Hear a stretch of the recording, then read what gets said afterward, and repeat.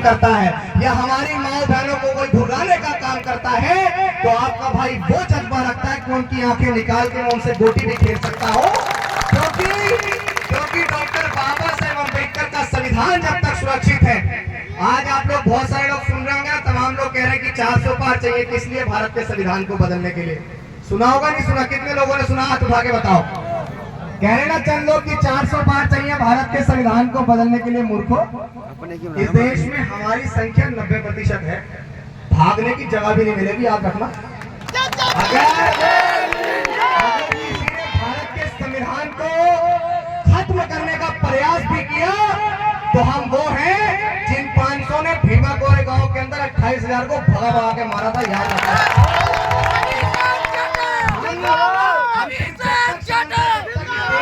संविधान है क्योंकि भारत के संविधान ने हमारे हाथ रोक रखे हैं, वरना हमारी ताकत यह है। किसी ने मुझसे बोला कि तुम्हारे लोग कब के बहादुर हुए थे, किसी ने मुझसे बोला तुम्हारे लोग कब के बहादुर हुए थे।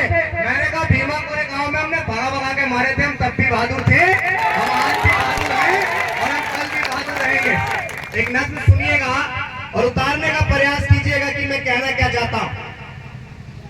लुटा दे तेरे खातिर जान तो भी गम नहीं होगा, लुटा दे तेरे खातिर जान तो भी गम नहीं होगा, तेरे जैसा कोई अब जख्म का मरहम नहीं होगा। पड़ा तुझको तो एक शायर के दिल की धड़कने बोली, कई सदियों तलक अब दूसरा अम्बेडकर नहीं होगा, कई सदियों तलक अब काशी राम सा नहीं होगा। यहाँ मैं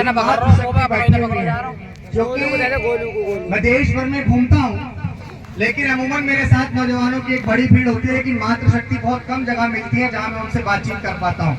और मेरा यह मन होता है कि मैं उनसे बातचीत करूं, क्योंकि एक पुरुष अगर शिक्षित होता है, एक पुरुष अगर कामयाब होता है तो महज एक पुरुष कामयाब होता है, लेकिन अगर एक महिला शिक्षित होती है, अगर एक महिला कामयाब होती है तो उसके साथ साथ उसका पूरा परिवार, उसका पूरा समाज कामयाब होता है। कोई बात नहीं, पिएंगे, उसका पूरा समाज कामयाब होता है। मैं यहाँ पे अपनी महिलाओं के लिए, माताओं के लिए और यहाँ तक कि अमूमन जो बुजुर्ग हैं उनसे भी कहना चाहता हूँ कि हमारे लिए सबसे महत्वपूर्ण क्या है, वो इस नस्ल के माध्यम से आपको बताऊंगा।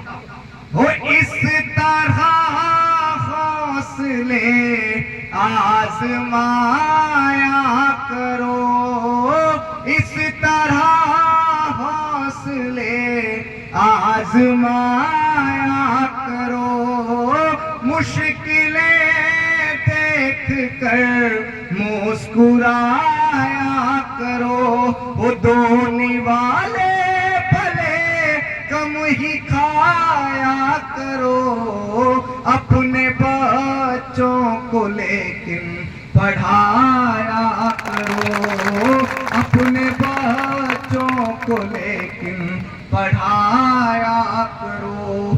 मैं एक बात बड़ी जिम्मेदारी से कह रहा हूं, बड़े ध्यान से सुनना। डॉक्टर बाबा साहेब अम्बेडकर अगर हमें विश्व का सबसे बड़ा लिखित संविधान भारत को दे पाए तो बताओ किसकी वजह से? शिक्षा की वजह से। अगर डॉक्टर बाबा साहेब अम्बेडकर को अमेरिका ने ज्ञान का सूरज कहा तो क्यों? शिक्षा की वजह से। जिस समाज की माताएं बहनें और जिस समाज के लोगों को कभी सम्मान से घाट पर नहीं बैठने दिया जाता था, जिस समाज के लोगों को शिक्षा का अधिकार नहीं था, जिस समाज की महिलाओं को पति के मर जाने पर सती हो जाना पड़ता था, जिस समाज की महिलाओं को कुछ जाति विहीन लोगों की मानसिकता की वजह से किसी विशेष वर्ग की जाति वाले लोगों के घरों के सामने से अपनी चप्पल उतार के सर पे रख के जाना पड़ता था, उस समाज के सबसे निचले तबके के आने वाले डॉक्टर बाबा साहेब अम्बेडकर, वो छोटा सा बच्चा भी अगर उनके सर पे बैठ के भारत के संविधान को लिख पाया और आपको सारे अधिकार दे पाया तो सिर्फ और सिर्फ शिक्षा की वजह से, क्योंकि बाबा साहेब अम्बेडकर ने कहा कि शिक्षा वो शेरनी का दूध है जो पिएगा वो दहाड़ेगा। और अगर आज आपके बीच आपका ये भाई बोल रहा है, अगर आपके बीच आपका ये भाई दहाड़ रहा है, तो इसके पीछे कोई ताकत नहीं है, सिर्फ और सिर्फ एक ताकत है, वो है शिक्षा। क्योंकि अगर मैं पढ़ाई नहीं करता तो मैं आपके बीच बोल नहीं पाता। आज आप तमाम लोग हमारी वीडियोस देखते हैं कि हम कहीं भी पुलिस वालों से भिड़ जाते हैं, हम कहीं भी नेताओं से भिड़ जाते हैं। देखिए, मेरे लिए कोई मायने नहीं रखता कौन कितना बड़ा अधिकारी है, कौन कितना बड़ा नेता है। मैं तो ये कहता हूं कि जो समाज पे शोषण करेगा, जो समाज के साथ अत्याचार करेगा, फूले, शाहू, पेरियार, ललाई, अंबेडकर और मान्यवर कांशीराम साहब की विचारधारा में जो बाधा बनेगा, जो हमारी माओ बहनों की अस्मतें लूटेगा, फिर आरोपी चाहे सीओ हो, चाहे डीएम हो, चाहे कलेक्टर हो, चाहे सूबे का मुख्यमंत्री हो, चाहे देश का प्रधानमंत्री, मेरा जूता नहीं लगता। इसलिए नहीं लगता क्योंकि भारत के संविधान के अंतर्गत जो गलत करेगा वो सजा पाएगा। और मैं उन लोगों को गलत कह रहा हूं जिनके अंदर आज भी जातिगत मानसिकता है। मेरी माए बहनें यहाँ बैठी हैं, मैं सिर्फ और सिर्फ जुमलेबाजी करके जाने वाला आदमियों पर हाथ उठाओ, जिस हाथ में कलावे पहन रखे हो वो वाला हाथ उठाओ। देखो देखो, ये आपको समझना पड़ेगा। हम लोग बहुत जोर जोर से जय भीम के नारे तो लगाते हैं, हम लोग बहुत जोर जोर से बाबा साहेब की जय जयकार करते हैं, हम लोग जयंती भी मनाते हैं, हम लोग यहाँ पे अभी स्थापना भी करके आए।